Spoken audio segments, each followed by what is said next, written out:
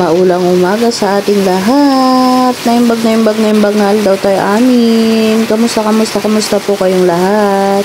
Sana po nasa mabuti kayong kalagayan saan man panig yung mundo naroroon. Yun o, mag-iingat po kayo lahat mga kabisnes. At ito, napakaulan po ngayon o. Umaga pa lamang po at napakalakas po yung hangin. Kaya mag-iingat po kayo saan man po kayong lugar o saan man kayong sulok ng mundo. So yun, ito po sobrang ulan po dito sa amin kaya hindi po makalabas ang mga ibang tao kaya nasa bahay lang. Pero pag yung nasa labas po ay mag-iingat po talaga at sobrang mga bahana ang daan, madulas ang daan kaya ingat-ingat po kayo. Kung saan man kayo, mag-iingat po kayo lagi. Kamusta po ang ulan dyan sa lugar nyo? Sana nasa hindi po malakas kasi dito po ay sobrang lakas ng ulan at hangin kagabi pa po kaya mag-iingat po sana kayo at sana po wala po mapinsala at masaktan saan man kayo naroroon. So sana po mag-iingat po tayo at gabayan po tayo ng Poong May Kapal. So ngayon po ay magluluto naman po tayo ng kakainin namin ni Lito kasi nandun pa po siya nagtitinda at hindi ko po alam kung makakabenta po siya kasi sobrang lakas ng ulan. Pero tayo dito sa bahay ay syempre magluluto na para pag dumating man siya sakali ay meron tayong kakainin. Ito po at nakapagpainit na po ako ng kawalit, may mantika na rin po ang ating kawali. Hindi ko na po pala napakita yung pagpiprepare ko sa inyo kasi ganun din. Konti lang naman po yung prepare ko. Sibuyas, bawang lang naman po. At ito na po ang ating iginisa.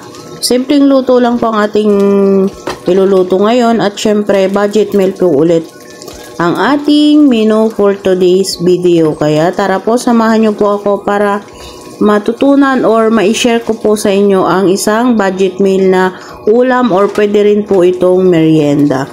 So, ito po, nagisa na po tayo ng sibuyas at bawang. Syempre, antayin po muna nating mag-brown at syempre lumabas yung kanyang aroma. So, yan po. Antay-antayin lang po natin.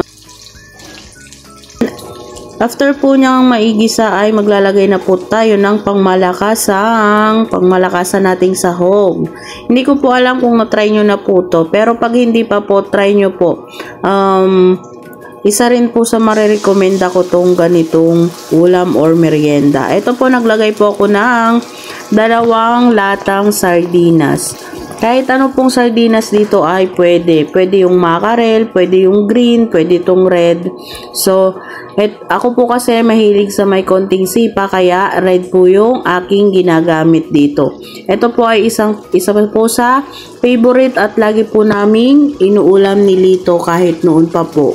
Ito po yung lagi kong niluluto noon pa man sa amin ni Lito kasi pwede po itong merienda, pwede naman po itong ulam. At syempre budget meal po. Ang gastos ko po dito ay 130 pesos po. Kaya pwede na kasi marami na po to. Lalong-lalo na po kasi maalsa naman po itong ating lulutuin. So, syempre, sa mga katulad kong nagbabudget ay pwede na po to. At syempre, sa mga hindi masiselan, pwede na po to. At naglagay na rin po tayo ng paminta. Medyo dinamihan ko po pala yung paminta kasi mas nasasarapan po ako pag madaming paminta. So, yan, medyo dinagdagan ko po. Yan po. Then, after po nyan ay imimekos-mekos lang po natin. Yan po. Simpleng luto lang po ang ating lulutuin at napakadali pong lutuin to. Kaya para sa mga nagmamadali na nagugutom na ay pwede pa pong isaglit iluto to. Huwag po kayong mag-alala. Then, after po nyan na syempre yung pinaglatahan natin ng ating sardinas ay nilagyan po natin ng tigkalahating tubig at nilagay na natin dito. Syempre, nagdagdag pa po tayo ng kalahating basong tubig. At syempre, maglalagay na po tayo ng mga ibang panimpla at sangkap dito. Yun po, at kinukuha ko lamang po yung ibang mga panangkap natin at maglalagay na tayo. Naglagay na po ako ng toyo, konti lang po syempre, para po control natin ang lasa nito. At syempre, naglagay ako ng liquid seasoning na konti. Yan.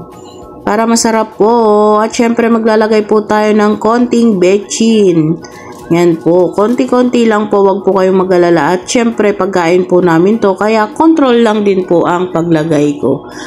At yun po, papakuluin lang po natin hanggang sa kumulo. At para matunaw po yung ating mga nilagay. At yan po, kulong-kulo na, bulwak na po siya. Atin na pong ilalagay yung ibang panangkap. At syempre, bago po natin ilagay ay titikman po muna ng inyong lingkod. Kung okay na ang lasa or mag-a-adjust pa tayo. So, ilalagay ko na rin po pala yung ating bihon. Opo. Bihon po ang ating lulutuin for today's video. Yan, nakatikim na po ba kayo ng ganitong luto ng bihon? Sardinas lang po yung halo. So, yan po ang ating menu for today's video. Bihon po na may sardinas. Bihon gisado with sardines. Yun, no? So, ganyan nga po atin lamang pong lulutuin at papatuyuan po yan. Naibabad ko po kanina yung ating bihon, kaya konti na lang po yung aking sinabaw. Pero kung mababad po ng husto yung bihon namin ay hindi na po ako masyadong naglalagay ng sabaw. Pero hindi po gaano, kaya saglit lang po kasi yung pagkakababad po ko. Kaya naglagay pa rin po ako ng konting sabaw. Para po, bago po maigayan ay atin na pong naluto yung bihon. Okay na po yan. Yan, papaigain lang po natin at okay na po ang ating bihon na may sardinas. Yan, yan lang po ang ating menu for today's video. Kaya, yan, simple at syempre budget meal ang ating menu. At tinikman ko po ulit kung okay na po kasi nalimutan ko na po kung okay na yung lasa. At para makapagdagdag po kung anong kulang or wala. So, magdadagdag po ako ng konting patis dyan. At okay na ang ating bihon. Papatuyuan na lang po natin at kakain na po mamaya. So, yun. At maglalagay din po pala ako ng konting suka diyan para hindi po mabilis mapanis ang ating niluluto. Kahit ano pong niluluto ko ay nagpapatak po ako ng konting suka para hindi po panisin ang ating niluluto. Yun po ay tinuro din po sa akin ng aking mga naging kasama na magluluto. Pero effective naman po ito, lalong-lalo na po sa kanin. Hindi po siya magiging panisin. Kaya kung panisin po ang inyong mga kanin, ang inyong mga ulam, try nyo po. Wag naman po yung sobrang dami ng suka. Kasi magiging paksiw na po yun. Kung sa kanin po ay konting mga patak lang po. Then, depende rin po yun sa dami ng inyong sinasaing. Then pati po sa mga ulam ay pwede rin po ninyong patakan. Tig-konti lang naman po, hindi po yun mga lalasa kahit ano pong ulam yan. So, ito po, mekos-mekos lang po natin hanggang sa maluto ang ating bihon. Yun pong mga sinasabi ko naman po sa inyo na sinasabi rin po sa akin ng mga kasamahan ko lagi yun na mga magluluto. Kaya yung tip po na binibigay ko sa inyo ay talagang nasubukan ko na pong gawin. At syempre, hindi ko naman po sasabihin sa inyo kung hindi ko napapatunayan. So, ito na po. Malapit na. Tuyo-tuyo na po siya. At iniinin na lang po natin. So, ayan mga ka-business. Ayan, kain na po tayo. Pahirap-pahingi ako ng tinidor. So, ito na po yung ating pagkain. Tinidor, Yan po. Kain-kain po tayo mga business. Bihon na may sardinas. Tapos, meron po akong ginawa ditong, wait lang. Meron po akong ginawa ditong sili at suka. Yun. Masarap po yan. Hindi ko po alam kung na-try nyo na po ito mga ka-business. Pero, kain po tayo mga masarap business. po yan. Kain na po, kain-kain. Siset ko lang po itong cellphone mga ka-business ha. Saglit lang po. Yan, kain-kain po. Ito po yung noon pa paborito namin ni Lito na pagkain. Bihon po na sinahugan lang ng sardinas. Wala na po akong nilagay dito na gulay. Pero masarap po may gulay to. Yung repolyo, ganun. Lagyan po natin ng suka. Na-try nyo na po mga ka-business na lagay ng suka sa pansit. Try nyo po. Di ba yung iba karamihan kalamansi? Matry nyo na po ba sa suka? Masarap. Masarap pa mga business. Gusto mo? Gusto ka? Lagyan ko. Nahawa na po sa akin si Lito. Dati po hindi siya naggaganito, di ba ni? Nahawa po kasi siya dati kasi pag kumakain kami, laging isang plato lang. Di ba ni? Kain po, first bite para sa inyo. Kain po. Uy, nakatinidor ngayon si Ate Vera. Charot. Meron po kaming sinaing pero hindi na po ako nagsandok kasi pansit na po to.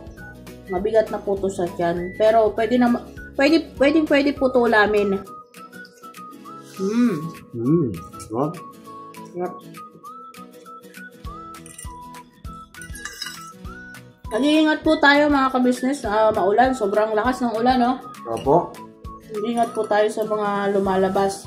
At sa mga nakamotor po, nakasasakyan, ingat po sa kalsada, madulas. Saka po dyan sa mga pauwi na galing sa trabaho. Ingat-ingat po mga business. Si Lito po ay nag-half day lang na nagtinda kasi malakas na po yung ulan. Saka maaga po siyang nakapaubos. Awa tulong na may kapal mga kabisnes. Kaya, ang oras pa lang, 1:20 mga kabisnes, nandito na siya sa bahay. Po mga business. Sakto naman maaga ako nagluto kasi bago siya umalis, nag-request po siya ng ganito. Kasi matagal na po akong di nagluluto. Dati po lagi kaming ganito yung ulam namin. Opo mga Kasi bukod po sa menos presyo, bukod sa budget meal, matami pag naluto na siya.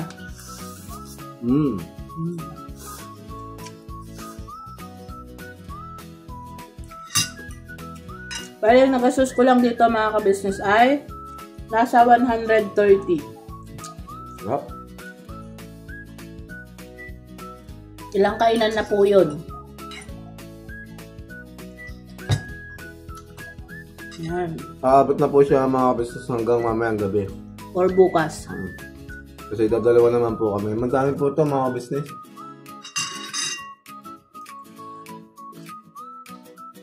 Kaya kung mapapansin nyo mga kabisnes, yung aking niluluto ay pinapatakan ko po talaga ng suka kasi para hindi siya agad mapanis. Kasi alam nyo naman, walang ref ang inyong Ate Vera dito. Opo.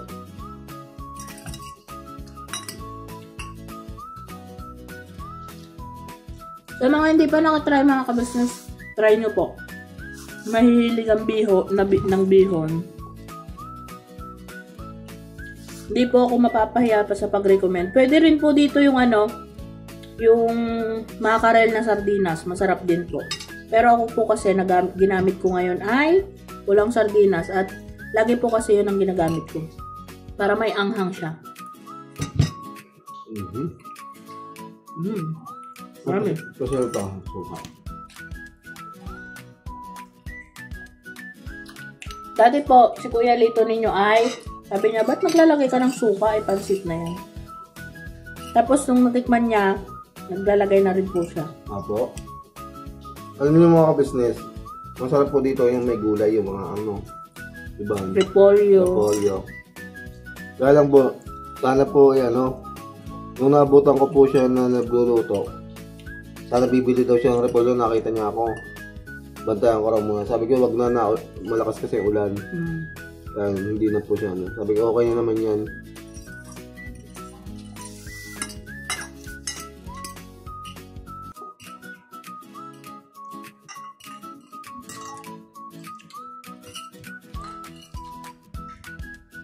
Kung hindi po maulan mga business, may repolyo ito. Mas masarap po. Pag may gulay mga business. Subukan nyo pa mga business. Kaso po pag may repolyo, mabilis lang po kasi siyang mapanis. Kahit may suka.